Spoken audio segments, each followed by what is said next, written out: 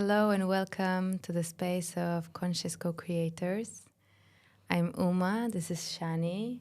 Today we are joined by a beautiful guest, Prema Julia. Prema is a special teacher that I had the honor to learn by her side. Prema is a yogini, tantric yogini instructor as well as a breathwork facilitator teacher, and relationships and sexuality love coach as well, and so much more beyond that. Thank you for being here with us today, and hello, welcome. Thank you. Hello, welcome, and really appreciate you joining us. I've heard so much about you from Uma, about the amazing breathwork sessions and the training that she did with you. So I'm curious to know from your side, when did you first become interested in this spiritual path, and did you feel connected to this as a child? What was that first opening into this path of spirituality for you? Well, it started actually in a quite early age that I felt there must be something more to life. And as a teenager, my mom gifted me with Osho books, Osho Rajneesh. And I read his teachings and I got very inspired by them. And when I was 18, I left Germany with a book my mom gifted me, translated something like courage, live wild and in freedom. And Osho inspired to always walk a path which you have never walked. If there's any direction you know, choose the other way to expand and surrender to life. And it influenced my next 22 years of living outside of Germany in different countries. And I lived in many beautiful places around the world. And there was this calling, there must be something else, something deeper. And actually, when I lived in Israel, 2011 and 12 and 13, I found myself in an Osho ashram, not even knowing what an ashram is. And we did lots of meditations and breathwork in a very cathartic way, though. And I was deeply in love with a man, which didn't work out after 2 years being together. And I decided to go in silence. And I felt this deep pain within my heart. And I entered deeper and deeper into stillness until I came to realize that everything is love around me, all and everything. And it's very hard to put into words what this experience was like. However, I felt the call that I need to leave this ashram and move on to find teachers with who I can study further and explore what I discovered within. And it led me to India into a tantric yoga school. And after this experience, I spent still quite a lot of time in meditation and in stillness, more like the Buddhist meditations and vipassanas, etc. And I feel we can bypass or fool ourselves to some degree. And when I encountered the tantric teachings, they are very tangible. They're living in the world. We are here in this body, living in this temple, and experiencing the energetic field that we are part of the whole on a different level. And so ever since I dedicated my life to that.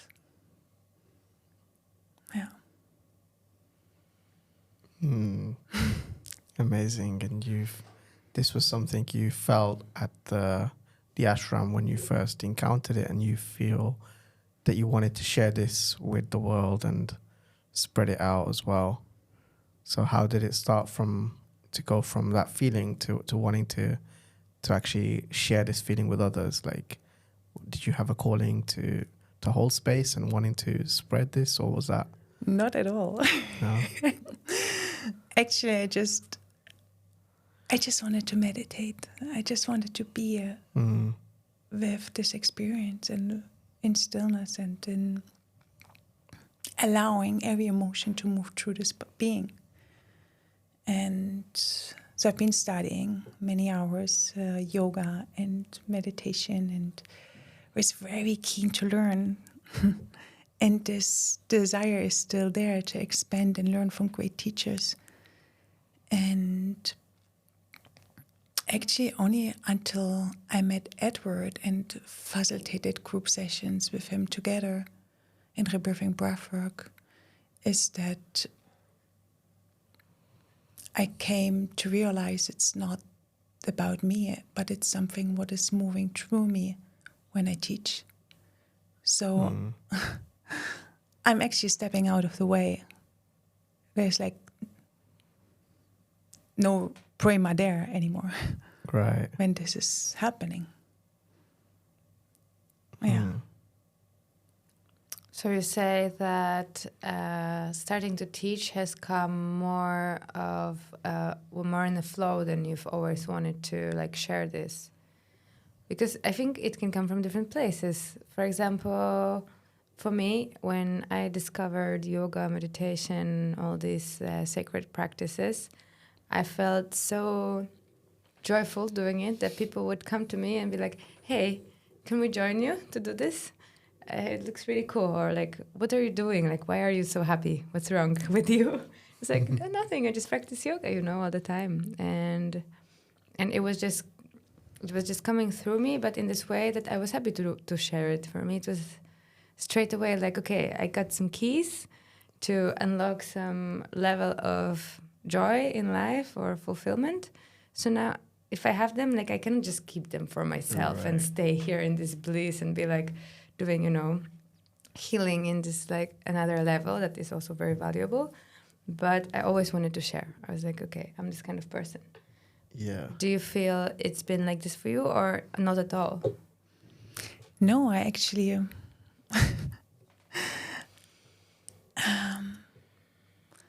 I never had the intention to sit in front of anyone, teach anything. Really. It just happened. And I surrendered to this flow of life.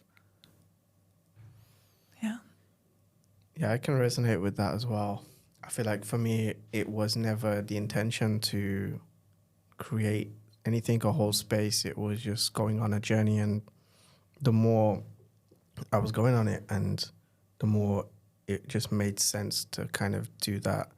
And it just became more of a, it just made sense that I needed to offer what I had to other people who could benefit from it, and just helping one person started out, and then maybe that one person turns to two, and then two to three, and then that's how it kind of grew. And I feel like for you, maybe it was a similar path of just your immediate circle, and then it spreads out to what you're doing now. Yeah.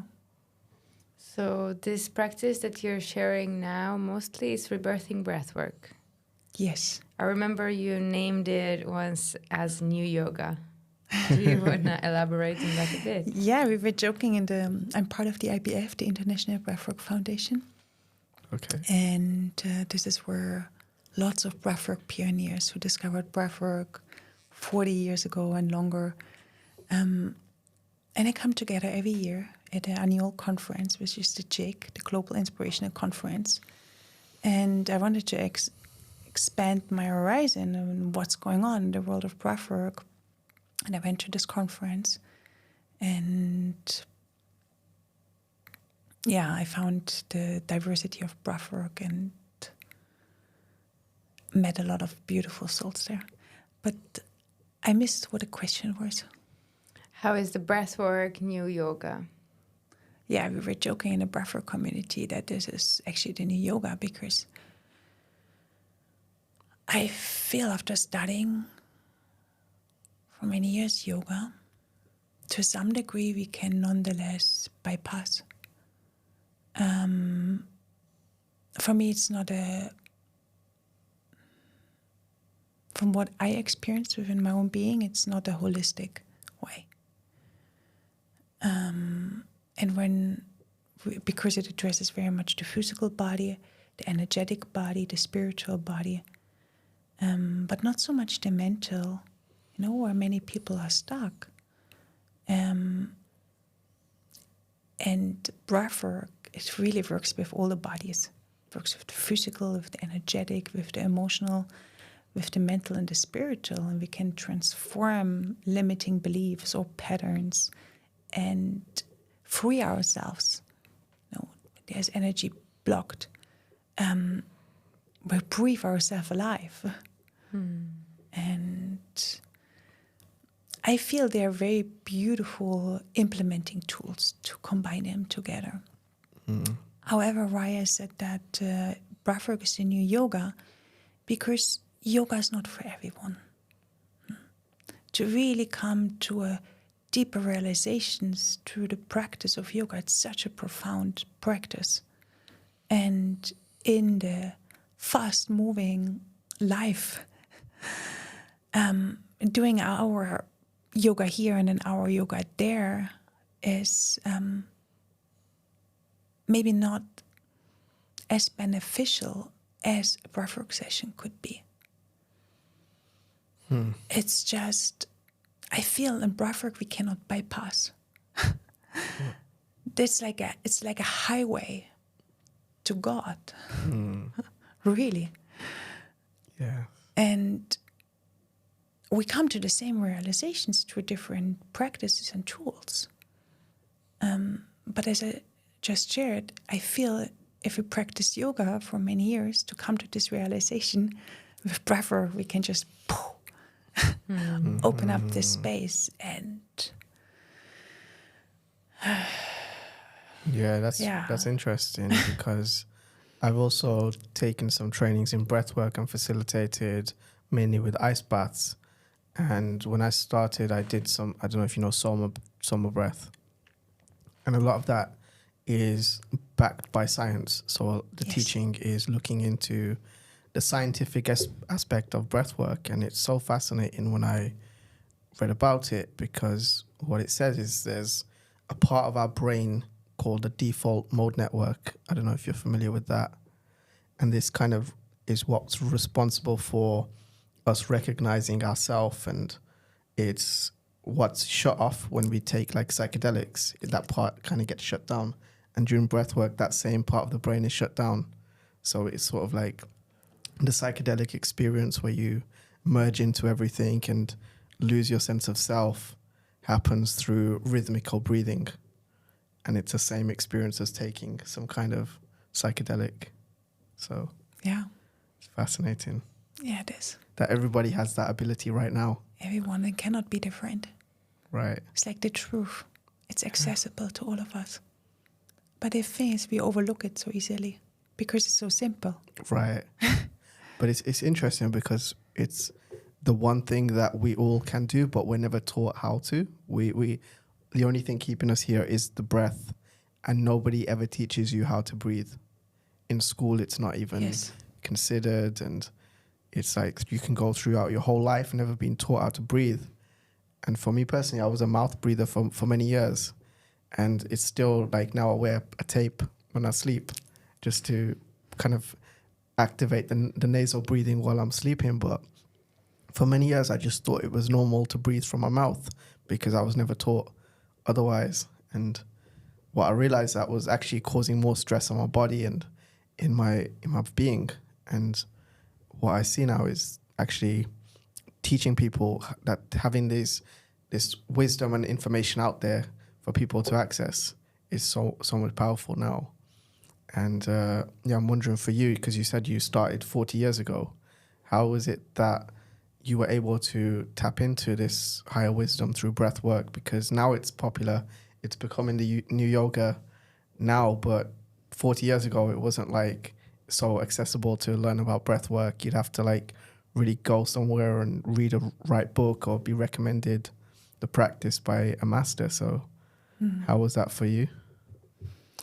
Well, actually, I just found out or been reminded by my mother that when I brought my twin daughters over to my parents this summer, for them to have a holiday together and for us to have a holiday. One of my daughters had the difficulties to self-regulate before she went to bed. So she was very, very hyperactive, and my mom did breathwork with her. And after that, she told me, I used to do all the time breathwork with you as a toddler, as a 4 years old. And then when she shared it, it's like, oh yeah, I recall that, the breathwork exercises. So my mom has been into Chinese medicine as well. And yeah, I learned about the breath. But for me, this came later, to really understand the depth of it. And still I'm learning from the breath every day. I just met with my Qigong master this morning and we practiced Qigong, and every time the breath is the gateway. Now, how can I, every moment of the day, remind myself of the breath as much as possible and change the state when I'm out of balance? So it's a continuous learning experience. Yes. Yes, it is. But you mentioned that you started to facilitate for people when you met Edward. Yes. Was it in Kopangan? It started in Kopangan, and I went in between. I lived in Thailand, a lot to India. I found this school, the yoga school in India. So every module I was able to do in India, I went back to India. It was like a 5 years program with Hatha Yoga and Kundalini Yoga program. And I combined the two, really working actively, becoming more aware of the power of Kundalini Shakti within the being, and then doing a lot of breath work at the same time. So this accelerated the process. And there were times when I was just in the ashram and facilitating one-on-one sessions a lot, meditating in between. And I learned so much through facilitating, to holding space for others. I wouldn't even say facilitating, but really holding space for whatever wants to arise and creating a safe environment. And I feel this is what I'm doing mostly. In creating a safe environment, everything is welcomed. And so much can happen when a person is ready to go into a deep process. And it's been so transformational. Oh, yes. Yes. Yeah. I'm sure you can. And this is something I wanted to ask, because I've done that as well. And sometimes when someone does go through that deep process, it's very easy for you to take on that energy yourself. So how is it that you're able to, keep within your own energy and still hold space for yourself throughout this process whilst still guiding others?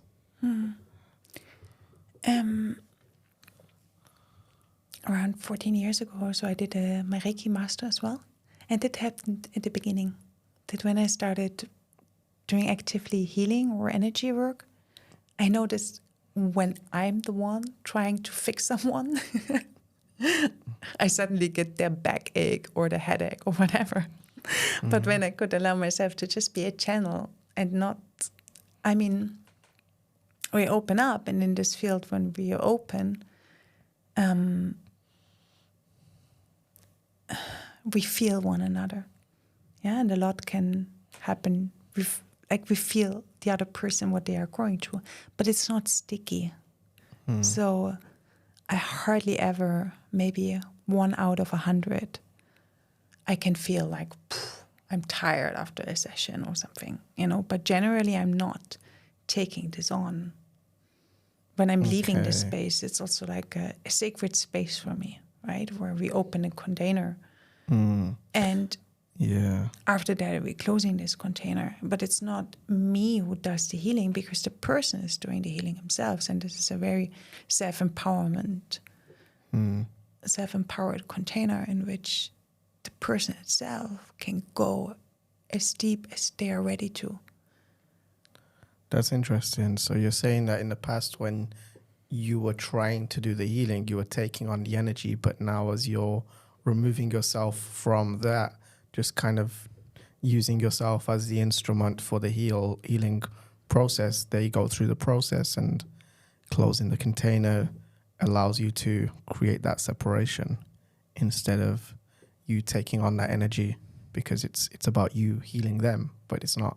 It's more of you're using yourself as the channel to perform the healing or allow them to heal themselves, and then as you close off, they can continue. Yeah. Yeah, I had one of the deepest trips in my life at the first breathwork session I've experienced with Prema. And then each next one was the most deep trip I'd love to hear about that. I've had. Wow, this is like, I could not even put it into words, really. First time I experienced breathwork, rebirthing breathwork, was in a session with Prema in Adamay in Alentejo. And Prema was at that time facilitating with her partner. And it was accompanied by live music from a beautiful musician as well, Mush. Mush Sihavi. Yes, and this experience was a group breathwork session in which I've had the most psychedelic experience of my entire life, taking all of my prior experiences and ceremonial experiences combined, almost. And after this, the 3 hours passed. I returned to my conscious state of presence. And I was like, okay, what was this? I want to understand how is it possible to go so deep within yourself in such a short time without any preparation, without knowing the people, and with 20 other people in the room. I was just surprised, you know. I saw some people like getting dressed from being completely naked, some other people completely confused, and me like I was spaced out. I think I've been having, I had two trips in one. One of them was about, I don't remember. And then the other one was definitely an energetic full body orgasm. The first one was more emotional, something release. So these two in one, as Prema later said, like you can only go as deep as you're ready to go. 2 weeks after, I've decided to embark on a 3-week training with Prema Network. And we were breathing every day or twice a day. And every session was different, but I was going to understand. I was seeing movies in front of my eyes about my youth, about my teenager time, teenagehood, about different people in my life, about different emotions, about body parts that required healing, about pleasure, pain, about death, about my memories from past lives, about insecurities, plans, dreams, desires, everything that has ever been pushed to my conscious mind. It just was coming back into consciousness. And every time that my body would resist and would be like, okay, we're not going there today, we're tired, then Prema would just show up in her like loving presence, and she would just touch one point of my body or just say one word or one sentence, and this would just go over, you know. Sometimes during the breathwork sessions, I had this experience that I was feeling like I'm on the edge, but I cannot allow myself to jump. And then you have this really beautiful ability to like make this jump feel like completely safe. You know, you just jump to explore what's in the unknown and you're held. And I was so inspired by this, you know. Like after these 3 weeks, I felt really, really, really empowered in every way, because this training that we did, it was not just about breathing. It had so many different aspects to it. Maybe you want to tell about how you created this training and how it came to your consciousness to create a program that's so multi-layered and that works with so many different aspects of our humanity. At the end, you become a breathwork facilitator, but so much more aware of yourself as well. Yeah. Yeah, it is a powerful journey, and actually started with Edward, my co-creation. Edward channeled the teams, so he's very intuitive, and I love working with this man together. Mm-hmm. And we work since 12 years together. However, in the last 4 years, ever since I became a mom, I left Thailand and decided to move to Portugal. So the inquiry for training has been already there since 5-6 years or so. However, it just took birth since 2023. Okay. Yeah. And so we used to do retreats, which were extremely powerful. And we find these teams, the core teams, like, as you just described, it's not only a breathwork experience where we learn about a breath, but it's also an experience where we learn about life and what we feel very important themes to get educated about and transform and actually see the shadow parts within ourselves. For example, the core issue.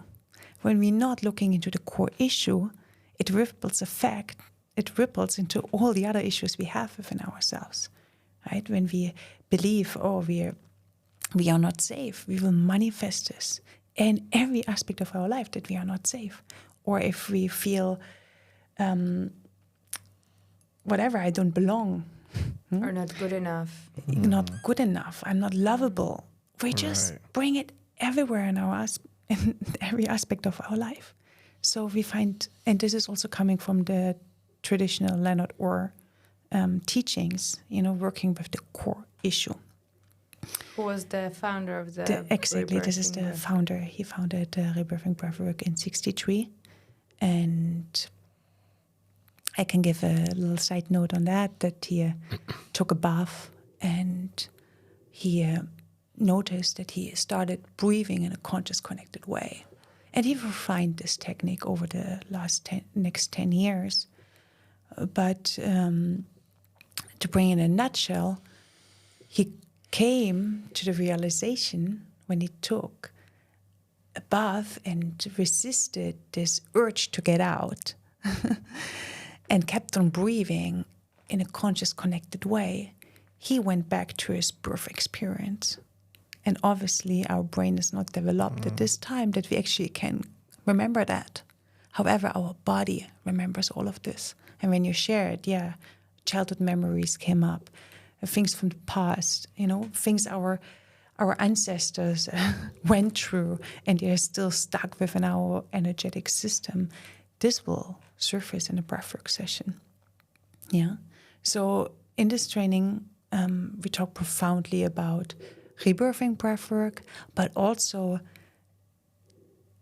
maybe, let's say, a more modern approach, a more tantric approach. We integrate the child wounds, what are the childhood needs and how we can fulfill this need. Edward is also trained as a hypnotherapist, so he does a hypnotic journey in that. We implement a lot of exercises. I don't believe so much that we learn through all the information we get. I feel like we can all read books and expand our knowledge to a lot of amazing material which is already out there. But I feel our work is so transformational because it takes you into an experimental journey. So you explore it and actually experience everything within yourself. And this is what you remember. And this, when you work with someone else, you have that, what can never leave you. No.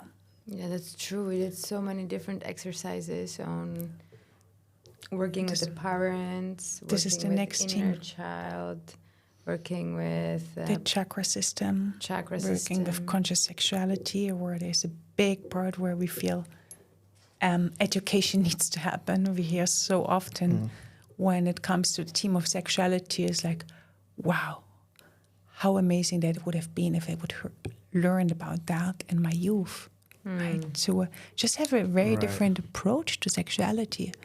and how we can supercharge our sexual energy through breathwork. So this is a big theme of the training as well. Another one is enlightenment, who and what we truly are, and also connecting with your life purpose. So this is what we feel are very important core themes. And besides this, we bring in lots of different tools and exercises, how breathwork works, why it works, what to look out for, from working with 8,000 people and more to what we have experienced and witnessed, to share in the best way we can so others can observe and explore their own truth of working with other people. And so much more. You even included basics of energetic business leading. So there was really everything. It was really a lot there. And I felt so inspired after this training. Wow. I use until today a lot of techniques and tools that we brought up there. And I think that rebirthing breathwork, it's definitely a technique that is the strongest healing modality I've experienced, and the only one that you can actually do at home. I mean, not the only one, but the one that you can safely and completely securely perform yourself with some experience. Yeah. Yeah, it's interesting because Uma went there in the summer, and at the time I was going to some festivals, and I was expecting that she was planning to go to festivals over the summer, but she was like, no, I'm going to go to breathwork training and go deep into this process. And I remember when she came back, it was a different experience. She felt different. There was like something shifted through that. So I could see the power of the work through that for sure.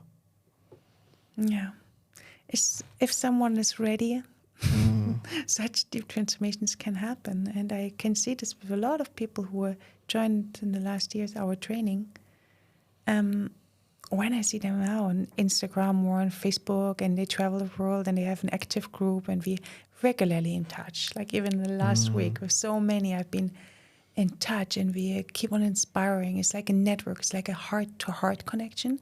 It's not, I wouldn't describe it as like a student-teacher relationship. I don't feel it this way. It's like a heart-to-heart. We all standing eye to eye and explore the power of the breath together, you know.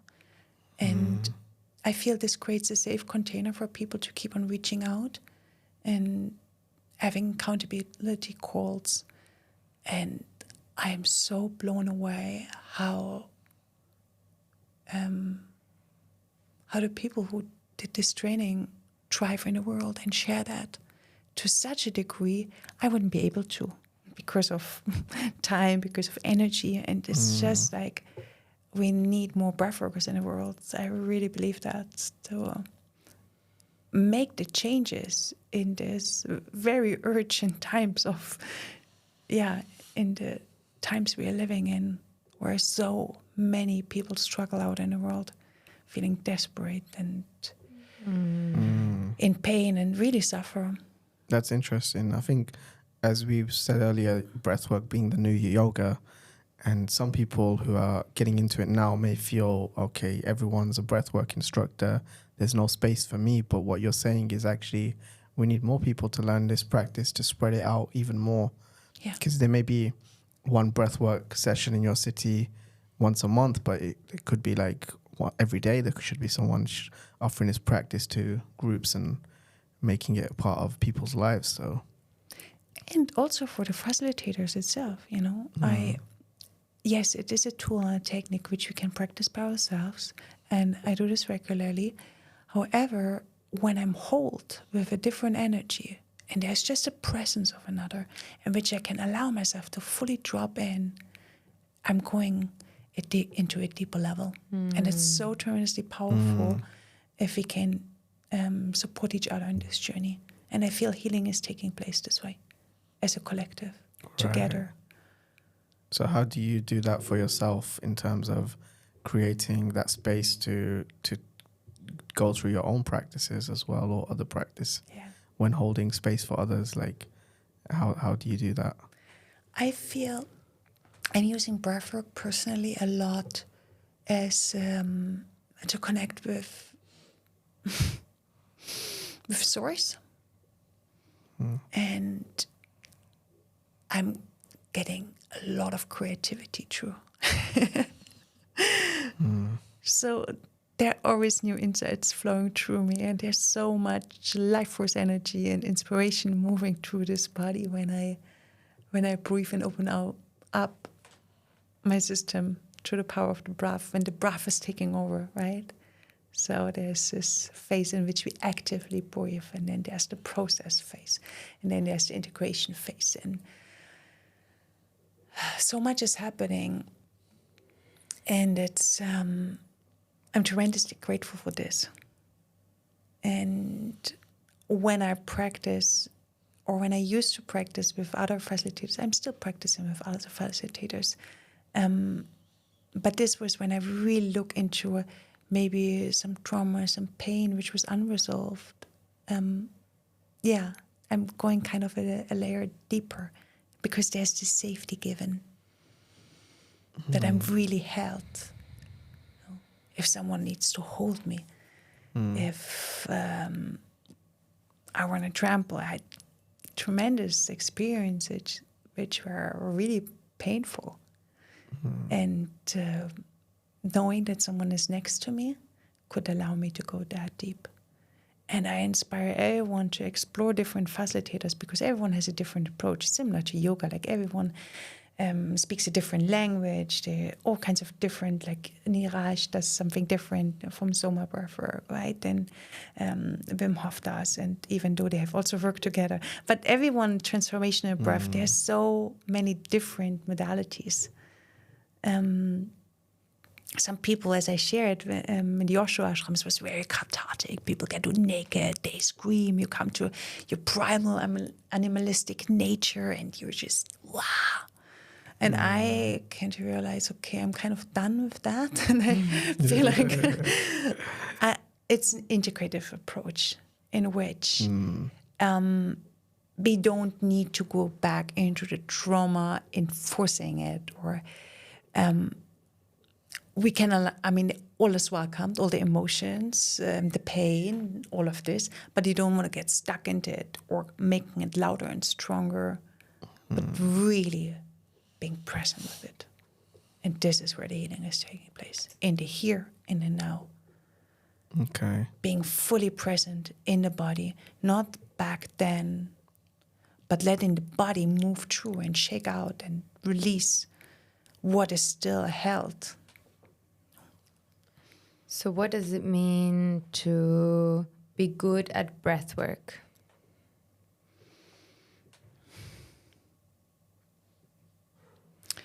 To be present, to create a safe environment,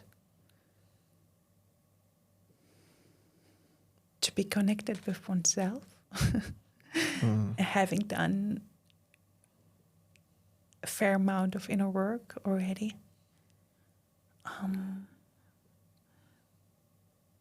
To really welcome and hold. But, being good for one doesn't mean that you're good for another. Everyone will feel attracted to the person at the level where the person is at. Exactly, yeah. So, good for whom? Good for what? What language are the persons speaking of each other? Are they very new? Are they, but I feel one of the most important aspects for a person to really go deep is the safety. That we can create a nourishing environment. Masculine, feminine energy within. Yeah. And for some people who are looking, maybe interested in breath work, they've seen it, but they've never tried, and they're looking to start, and maybe a full experience seems a bit too much to start with, but what would you recommend for them to get started on the path, and how to drop into breath work? Yeah. What I find very important is to give a detailed introduction to how it works, why it works, and what to expect. So the person is to some degree prepared of how that can feel when suddenly a tremendous amount of energy is moving through your system, when they're going into the tetany and going into the cramps, right? If they have not heard, if this is not maybe explained or shared in any way what actually can happen, they may feel scared and not safe. No, but I feel if we can give a detailed introduction, learning tools to self-regulate. Some people have traumas, so maybe you speak about the trauma, what happens, when trauma is coming up, if flashbacks are coming up. I feel it's important to inform the person to, hey, you can self-regulate, you are in the here and now, and you're feeling your body to come back into this form, and you're not back there. And I feel because breathwork is so simple and you can maybe learn that in a couple of days, the technique itself, that many people who do maybe a very short training and then start facilitating group sessions, I don't feel this is very safe because I care about everyone. That's why I actually keep my groups very small.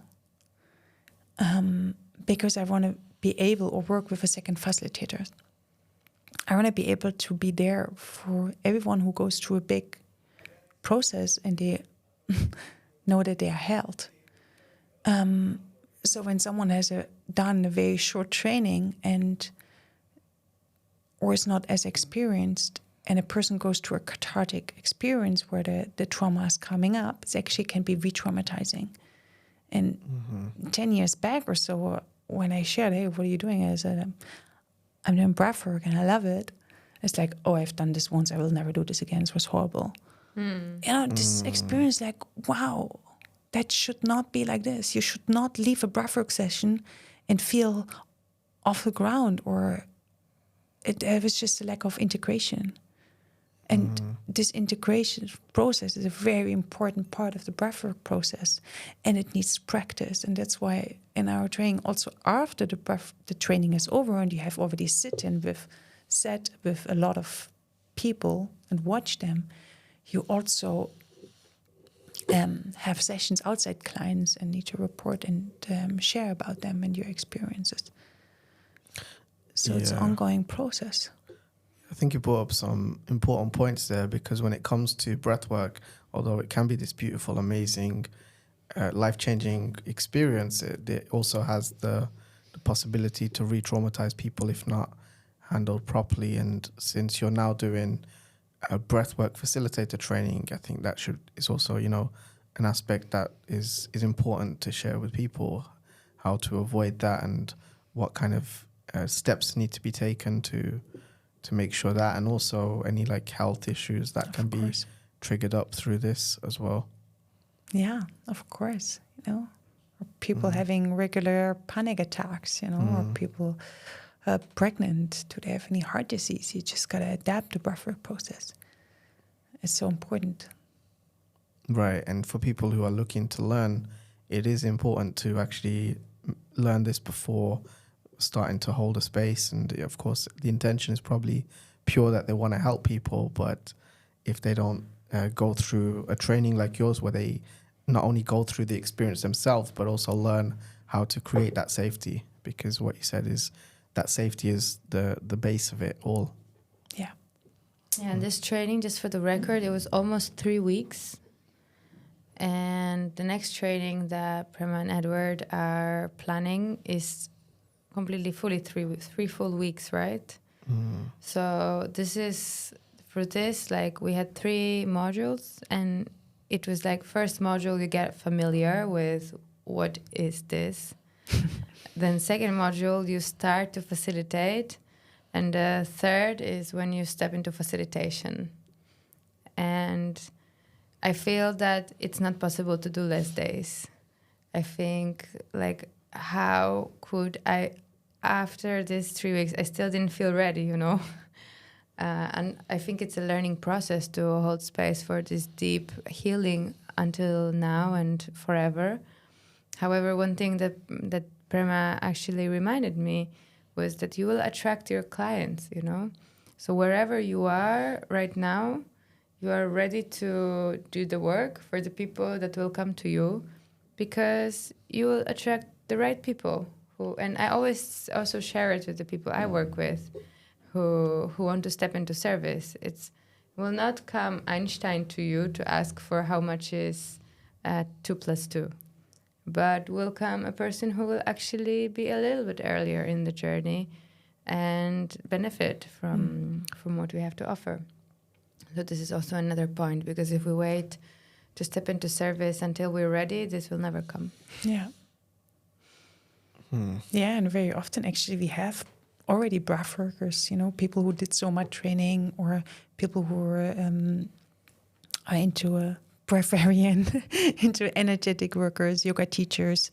There's a lot of our clients actually, and coaches, which want to elevate, uplift, expand. Right. Yeah. Yeah. And for some of those people who are maybe thinking of getting into a breathwork facilitator training, and maybe they don't want to be a breathwork facilitator, what benefits could they find from going to a training like yours, even if they don't want to become a facilitator? Is there anything that could be beneficial for them? Yeah, there are also many of them who don't come with the intention to become a breathwork facilitator trainer, but it's such a deep inner journey where there's a lot of self-inquiry, lots of questioning of how are things the way they are. Why do I manifest the life I'm living and which I'm not content with? There's so many things in this training where you learn about yourself on a deeper level. So first and foremost, the journey about yourself. And then you learn how to hold space. And I feel the progress. I mean, like we all started at some point somewhere, and we attracted the people who were at a certain level, and then we move gradually on and expand, and yeah. And I also wonder, because this leads me to the next question, as you started to hold space for teachers. So you work a lot with people who have already done a lot of inner work, and who have already practiced a lot of different modalities, and who are teachers themselves but want to expand. At least in the training, that was the case. Most of the people were already somewhere with their practice. I wonder, how did it happen for you to step into the role of the teacher of the teachers? It just happened. Right. Yeah, but I feel sometimes there are people who are fairly new or quite young. And some people have not a lot of experience with breathwork, but their soul is just so wise. And they're just feeling called to it. There's this deep inner knowing, which I believe we all have. And it's calling us for something. And we have no idea where this is going to go. But when we listen to this voice, then, magic can happen. And you asked me why this happened. I remember when I did my breathwork facilitator training, I was not blown away by it, I must admit. And from my first breathwork session on, I had this deep knowing, I'm going to facilitate this one day myself. And I forgot about it. And here we are, I'm suddenly doing it.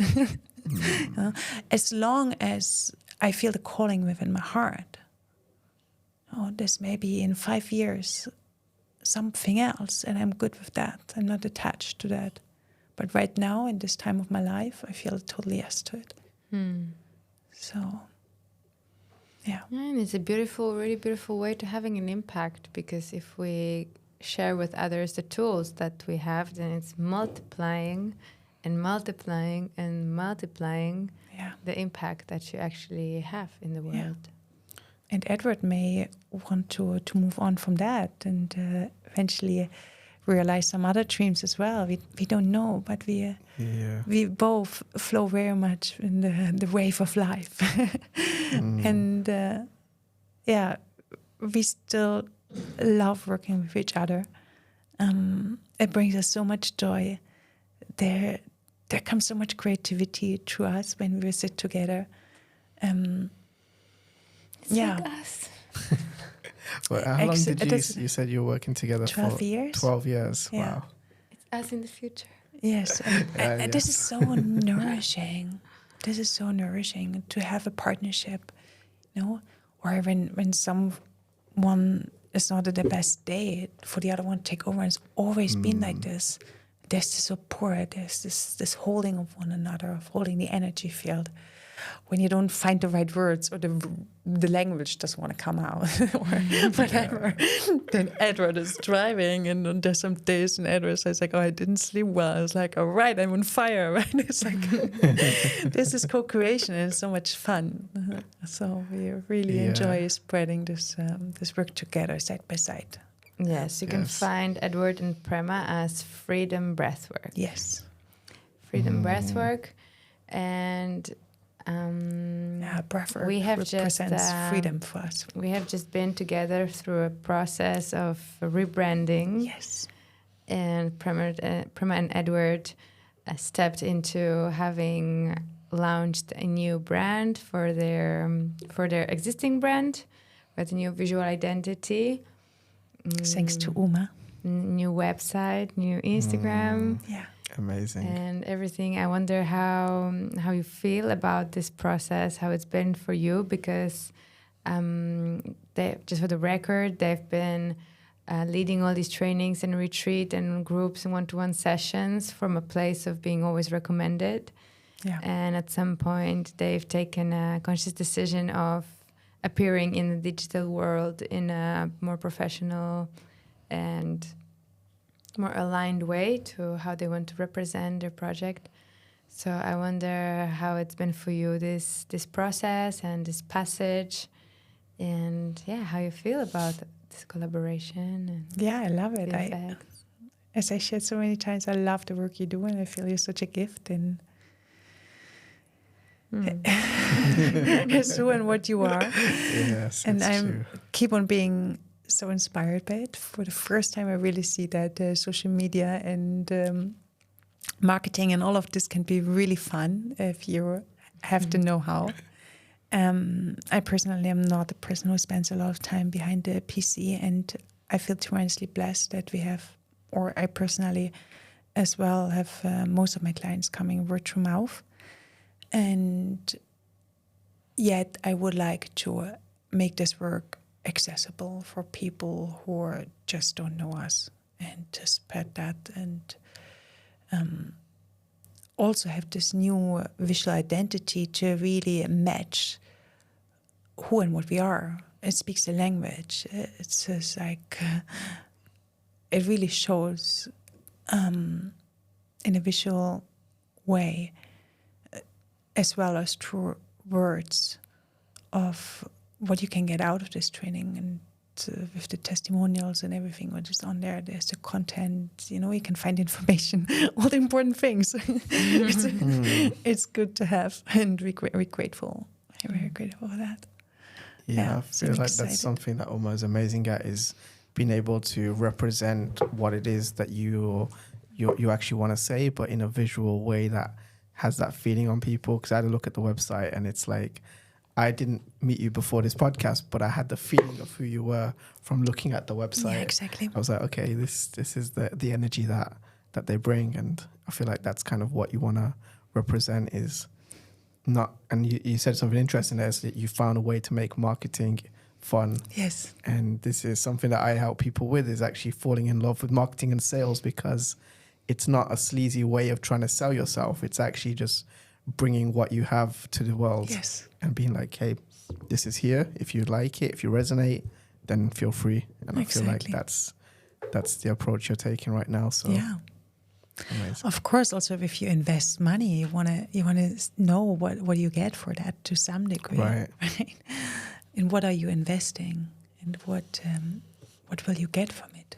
For whom is it, and for whom is it not? To just gain more clarity. And yeah. Another thing that I will say is that when you really, and this is not pro self-advertisement, but all right, if you really feel drawn into somebody's work, it doesn't matter what they have, what they don't have. And when I experienced the first breathwork in person with you before I signed up for the training, but then the training, it came across as a very long event on Facebook with really a lot of text to go through. And I believe, trust me, I didn't read it. I was like, okay, I'm going for this training, but I'm not even going to read all of this because it's like way too much text for my ADHD brain, you know. I'm not capable of going through this. I was like, these guys, they just need a nice visual representation of what they're offering, because especially now in nowadays brains, like the capacity to go through long text is reduced, you know, unless it's a book and you sit for it with the intention that you're going to be reading.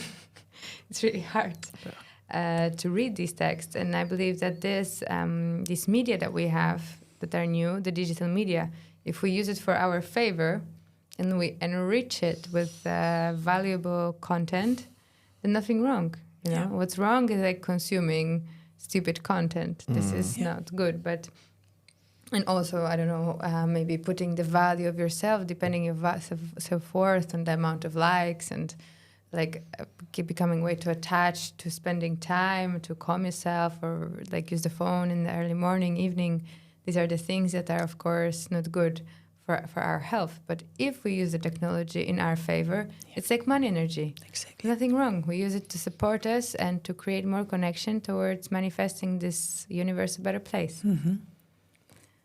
So this is my approach. I totally agree. Yeah. And this is not our field of expertise, Edward and mine. And we are aware of that for many years. How beautiful is that we can exchange our fields of this expertise. And this is how I want to live. We all have it. We all have it all. That's it. And what I feel like that was interesting, what Uma mentioned, is that it is a technology and it has its purpose, but I feel like it's been abused and kind of manipulated, social media, in that now people use it as a tool to self-regulate when they could use something like breathwork instead. So whenever someone feels a bit of stress, they'll jump on social media just to calm themselves down and be like, oh, look, I had 50 likes last time.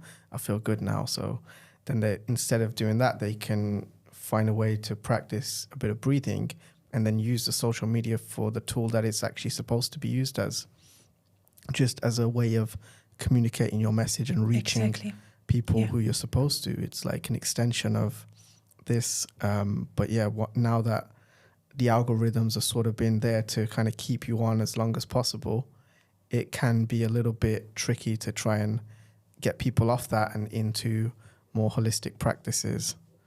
So I feel the more people that are showing up on social media in introducing these practices, like what you're doing now and what you're going to be doing in the future, and the people who've been on here before who have like amazing things to offer, I think the more that these people can create this as a wave on social media, it can then invite people to take that break as well.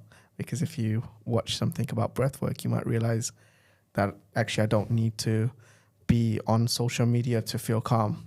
And it's doing the opposite. So let me just take a breath. Yeah. And now where we're at with it is, I feel a lot of us are going through this change in this whole new age of Aquarius, which I've recently learned about. That's happening very soon. So I'm wondering if you have anything to share about this and what you feel will come with this new change in the way that the world is going in the next few months. In terms of a change, because you're for sure aware. However, I'm going to just narrow down the question. Right.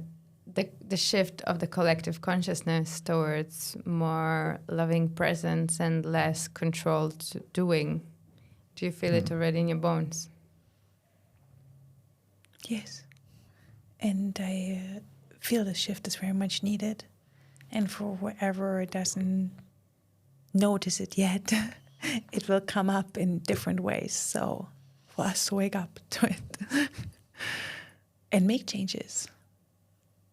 Find a different way of living. Create a different lifestyle. It's calling us. And as more as we become aware within ourselves, as more we feel the suffering of the world and the changes that need to take place. I'm not sure what is going on in Aquarius at the moment, I must admit.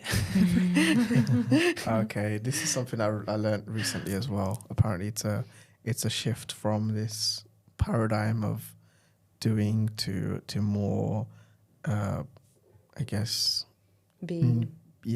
being a space of being. But I'm not that familiar with it as well, so I'm looking into it. But I definitely feel a shift in terms of people being more aware and awake to certain things and just their whole way of being. But it's a slow shift that's happening, and we're creating that space for others to facilitate that shift as well. So I love it because spirituality is coming to mainstream now. Yes.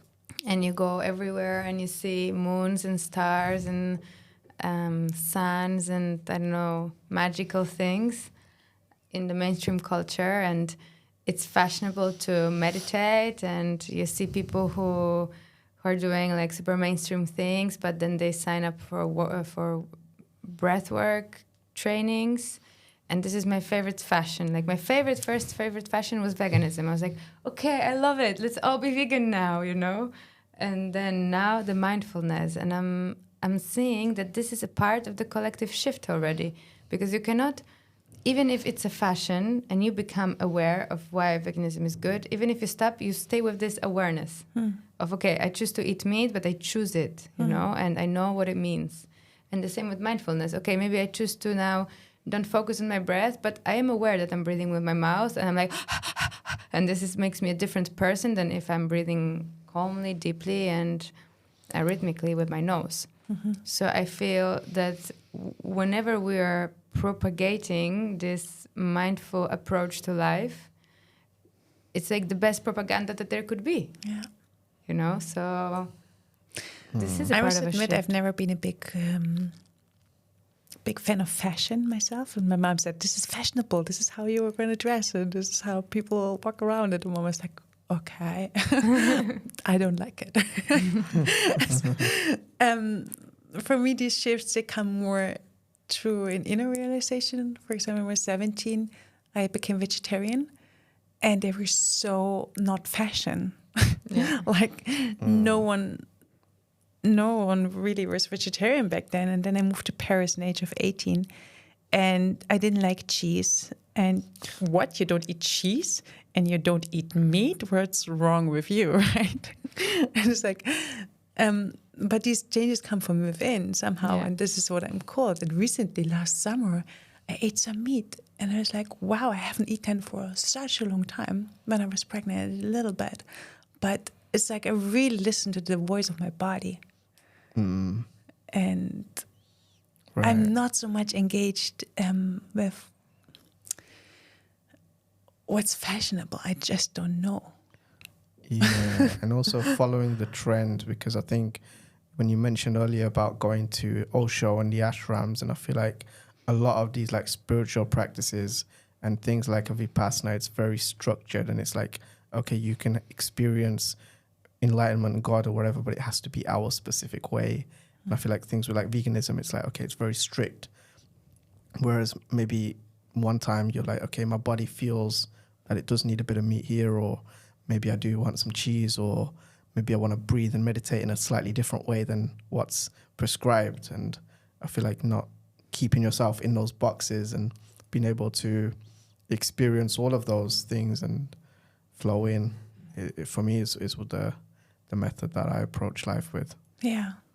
And we also need to see it from the bigger picture, because not everyone fits veganism. Some people just, this diet wouldn't be good for them.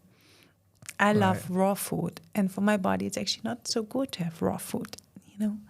So I really need to see what is the individual needs.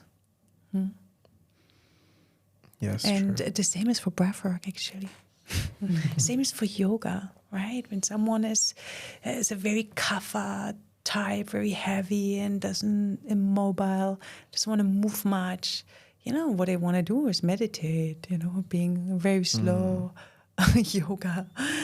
But for them, maybe it would be good for their constitution to do some Ashtanga, some Vinyasa flow, to get the energy moving. And the same with breathwork. Like, what does the system need? And this is unique to each and every one. So would you say that rebirthing breathwork is not for everyone? I'm not only standing to promote rebirthing breathwork, but the breath itself. And there are all kinds of different breathing exercises. I can very much enjoy the Wim Hof method. I can very much enjoy it to expose myself to cold.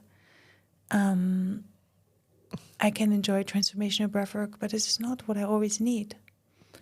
So I'm standing for the breath and see what is it my body needs right now? Where do I want to go? And then make use of the tools. So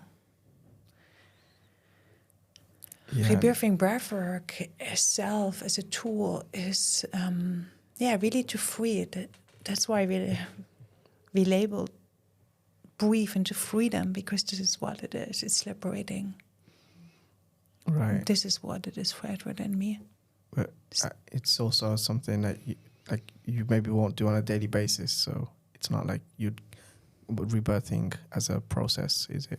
How would you recommend for someone to experience it? Depend on your intensity, your fire, your desire of what you need. So you can do it on a daily basis. Yeah. Like the longest I've ever done, I think, was like 90 days in a row every day for an hour, conscious connected breathing. Wow. And besides this, I try to integrate it in my practice. Right now, my focus very much on meditation, and this changes. And Okay. Yeah, for sure. Breathing every day on the training. Afterwards, I wanted more. Yeah. I was like, okay, I can do a 1 day break and I can go on another double. It's very powerful, and every session is different. And it's not like every session in rebirthing is a cathartic explosion. Some sessions give you more restful experience. Next sessions go more into higher chakras. Some bring you blissful orgasmic sensations. So it's not always tears, sweat, and grief. Okay. And anger. Sometimes there are actually positive frequencies that are being freed. Yeah. And what would you say to the people who feel like they don't have time to do this, or they don't have time for meditation or breath work? How can they create that space, and what's the benefit of having a daily practice of breath work or meditation? Yeah. Well, if you do something daily, obviously you train your nervous system to, and you can access the deeper relaxation in a much shorter amount of time. So I definitely recommend to do everyday practice. And in order to get the benefits, it's also good to do them a certain amount of time. It's like, if you cook beans, right, you need to cook for hours in order for them to be soft and get this into a different frequency, into a different level. And it's the same with the practice, like, for example, coherent breathing is recommended breathing the same amount in as you're breathing the same amount out in a therapeutic zone from 4 to 6. If you can do this like at least 5 minutes a day, wow, this will already create some shifts. Yeah. Okay. And then it's good to do this practice more often, obviously, and expand and to learn and really to the threshold. This is this word, what I'm looking for. This is like a different layer you can access. With breath work, someone's going to a conscious connected breathing cycle, and they're just at the tip of the iceberg, and suddenly security team is showing up and they're suddenly falling asleep, right? But for someone who can feel safe, he can take another minute, this conscious connected breath, and for them they have a big release, which may shift their life. That's amazing. Yeah. So, Yeah, it's really individual. It's really individual. I was recently in a session and I was held. It was a group, and only at the end, when I started to realize that the facilitator turned on the integration music, I entered the breath taking over phase, and I started to have my session. And I was close to like turning off the awareness of outside and be like, okay, come on, now I'm going to have my session, you know? But I had to adjust the group dynamic and be like, okay, next time just, maybe start earlier or just individual session. But it's really, really powerful, like how our brain is playing around. Yeah, that just reminds me actually, because the way we work is we do a lot of work in the 3D, like manifesting our project here. But then once in a while, we will facilitate for each other breath work. Amazing. And it's been a while since we've done that. So I feel like this is something we need to schedule. I've already thought about that. Let's do it. Yeah. All right. That's amazing. So, yeah, appreciate you joining us here today. And, do you have anything else to share? Maybe a little bit about the retreat that you have coming up and how people can reach you now that you're in the online space. Yes. We have our next Breathwork teacher training coming up on the 17th of February until the beginning of March on Koh Phangan in Thailand. And we're planning another training in October, November in Portugal. This is where I'm based, and Edward is still based in Thailand. So we move around with as little travel as possible. And you can check out our Instagram and our Facebook page. You can sign up via email, breathworkinternational.com. And we're going to share all the links. We're going to share all the links. You can also work with Prema in person if you're based in Portugal. Prema is holding group sessions and individual sessions. Yeah. And I also work online quite a bit. So I have a coaching program which is over 12 sessions. They're 1.5 hours, and they're different and with different tools and what we share in the training. It's more like sexuality, relationship coaching, or self-love. Really looking, hey, where are we not feeling worthy, where we're not loving ourselves, why are the things not flowing the way I want? And these journeys, working over several months with people, has been really profound and life-changing. And this is my big passion, and I work with people from all around the world. And I really recommend learning from Prema. Sometimes I wish I could just jump into her head for a while, take a swim, look there and like, okay, and then just come out and return to my normal life, What an image. What you gonna do? If you feel the calling, I really recommend working with Prema and Edward, which is not here with us, but he's in the spirit. You can find all information about him on the Freedom Breathwork website or on their Instagram, Breathe to Freedom. Yes. All right. So thank you guys for today. Thank you very much for this invitation. And it's been really beautiful to sit with you and share what I love. Yes, you too.